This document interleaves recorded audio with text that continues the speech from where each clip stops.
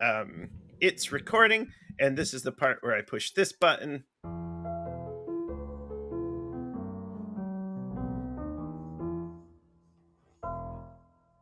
Hello and hello and welcome to the 10-minute tabletop talk podcast. My name is Grant Ellis, and today I'm joined by. Megan. So, Megan, we were talking just a second before we went live about all of life's mysteries, but no, we were actually talking about role playing games that are very emotionally Mm. intense. Um, uh, what are some of your favorite memories from role playing sessions that maybe evoked very strong emotions? Oh my god. All right. So many because I'm an emotional bitch. So I think the first one that always pops to my head when people ask me this question is I played a game of dialect on our mutual friend Go Jess's Twitch channel.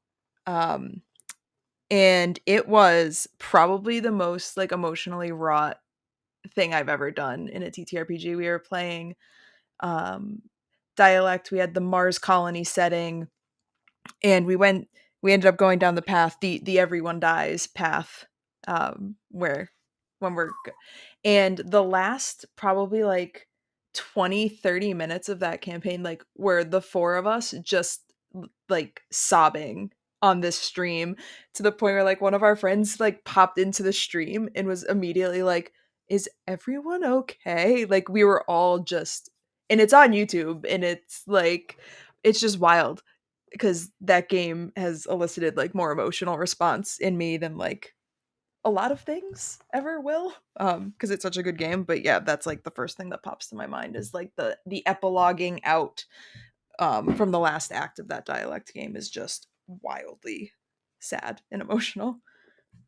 Yeah, it's interesting that the emotional palette of games can be so powerful and rival any other form of storytelling media or experience.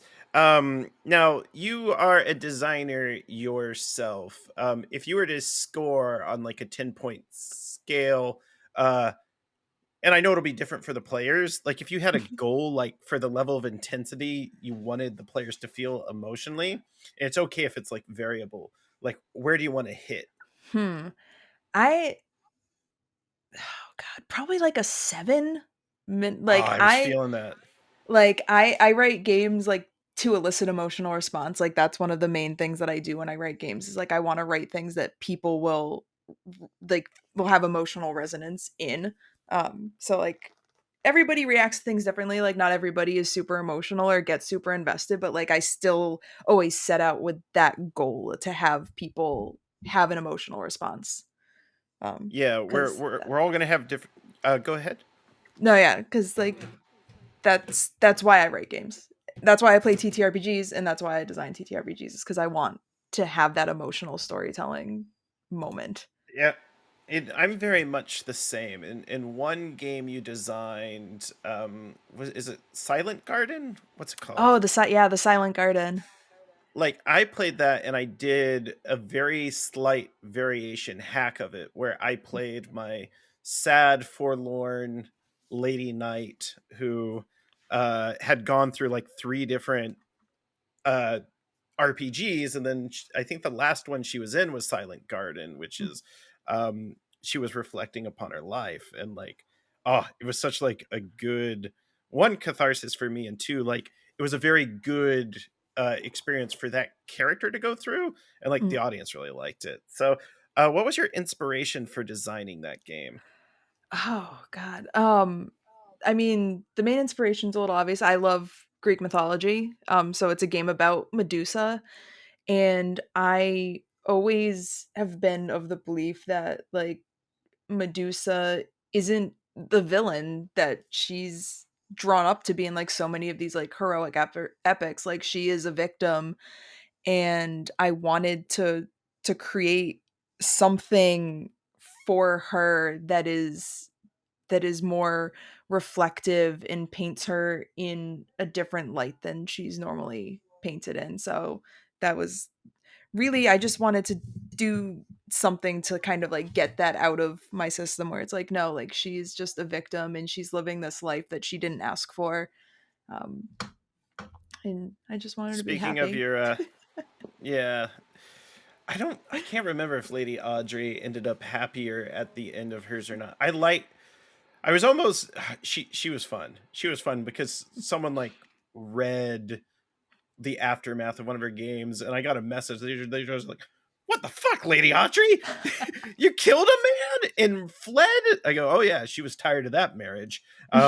She killed that husband, ran off, and then had her silent garden as a fugitive." Speaking of your love for Greek mythology, you and I play in an Aegon actual play, so. Tell me about your character in that game. Now, I play with you, but I was just fascinated by it. Yeah, so my character in Aegon, I adore her very much. Her name is Calidora, and she is, or rather was, a statue that one of the other characters in the campaign is an artist and carved her and fell so in love with how beautiful she was that the gods took pity on her poor, love struck soul and brought Calidora to life. And now she's just experiencing the world as a former statue, just soaking it all in and being in love. And it's just, she's lovely. And she's also very strong. Yes, she is. She won all those wrestling matches. Yes, she's very Um, strong. and so, would you say this character is similar to other characters you played, or is she more unique? Um, It's a little of column A, a little of column B. Like I really like playing characters that like are a little, I hesitate to say naive, but just like a little more optimistic and like unaware of like how things are. Like I like to play characters that are just like figuring stuff out, and Calidor is really like, as being like so brand new to being alive, is really figuring a lot of stuff out. So like that's something that a lot of my characters have in common. But I very rarely play characters that are very like physically strong. Like I don't play a lot of fighters. I don't play a lot of Mhm. characters like that. And Calidora is like, she's very strong and like they're just coming back from war and like she knows how to fight and can hold her own in a fight against an army's worth of people. So that's kind of new and fun to explore while still having like the cornerstones of like somebody who's very romantic, because that's a character I play all the time, and somebody who's just like not super wise to the ways of the world, which is also something that I tend to do. um, so some new stuff and some comfortable stuff. Yeah. So here's a question about how long, and I know it might be system dependent, but how long do you think you spend on like a character concept for an RPG? It really depends. Like sometimes these characters come to me like fully formed and they walk out of my brain fully formed. So like Calidora and Gianna were inspired by like this one piece of art that I had Mhm. seen and I had sent to Izza, who plays Gianna, and I was like, because Izza had wanted to play an artist, I'm like, this maybe, and both of us being gremlins were like, yes, this is what it is.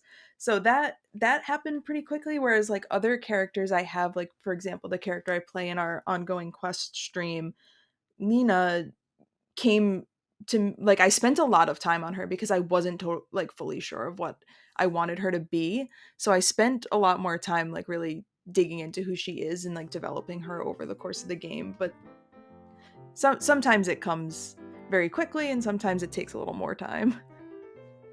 So, Megan, what's as far as your design work? What's a design that you're particularly proud of? Oh, I am so proud of my Wretched and Alone hack, The Long Way Down, which feeds back into being obsessed with Greek mythology. It's a Wretched and Alone game about the story of Orpheus and Eurydice, and I love it very, very much. I spend a lot of time on it, and that's probably like one of my favorite things I've ever written. And where can we find you online? You can find me everywhere you can find a person on the internet at MeganLynnFTW, and you can find my games at meganlynnftw.itch.io. All right, friends and enemies, and all of you on the internet listening to this, this has been the 10-minute Tabletop Talk podcast with Grant. Bye.